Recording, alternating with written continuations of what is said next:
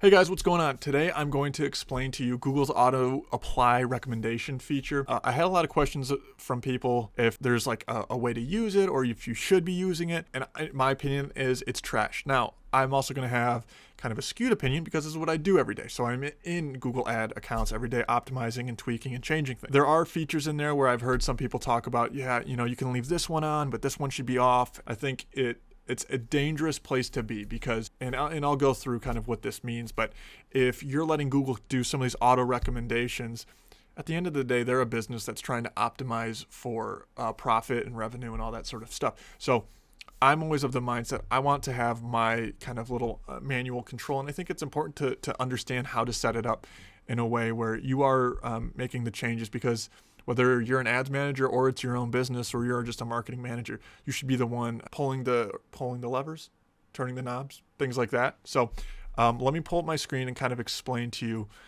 what I'm talking about here. All right, so now we're in a Google Ads account. What I'd like for you to do, if you're pulling up yours and you want to take a look, go to view all campaigns and then hit recommendations. A lot of people they'll tell me they can't see it, but this is kind of the way you have to find it. So go to view all campaigns and make sure you go into recommendations.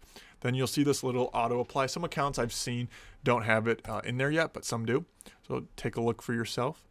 And then you can go through and see the recommendation types. And sometimes I've seen accounts that have all of them on. I've seen that have a couple, one or two. And then all of a sudden, it's making changes to your account that you were really, if you're spending some time in, you're making specific changes. So you want to make sure you take this off.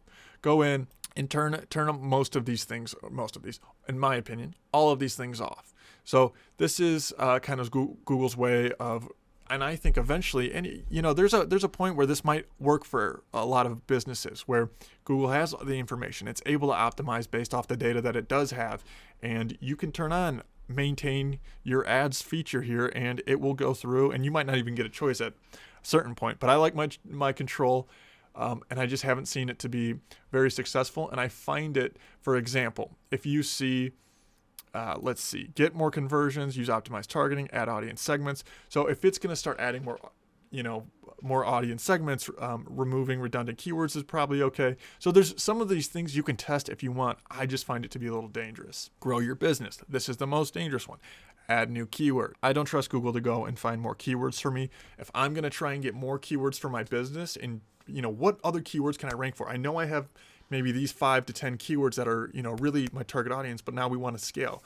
I would recommend using a DSA campaign, dynamic search, and it will go out and find other relevant terms related to your website. So that being said, this is where you can go through and tick some of these things off. The ability to, if you turn one of these on and it says bid more efficiently with target impression share, if Google turns a campaign that should be maximize conversions or maximize conversion value or a TROAS, all these things, and it auto switches some of that, it's not going to be good. So anyway, that's my 10 cents on it. I recommend turning it off. And if not, at least be aware. So if you're like, hey, I wonder what's going on in my ad account, you can go into your change history and then say, oh, Google, Google's making those changes. Then I'll put the links to these blogs in here kind of talking about it. But again, Google talks about how you can now apply recommendations automatically to your account when you turn on automatic apply recommendations. So how it works, pretty much what I just said. And then it starts just giving you, again, more recommendations to refine your ads. I would say no, the way to not have to do this, and it's like, okay, well, if I'm not going to do that and I don't know ads, what should I do? I would say you need to start spending some time understanding what the actual metrics mean. So if you do want to use this, and okay, let's say you do, you need to also know, hey, what should a click-through rate be? What is the industry CPC? What's the industry click-through rate? All that sort of stuff. What should your conversion rate be? What's your CPA? What are the COGS of a product if you're e-commerce, or what's the average time that a lead would stay with the business, and things like that. Because if Google starts to just optimize around these things, it could become more efficient. I doubt it, but in this hypothetical situation, we'll say it becomes more efficient.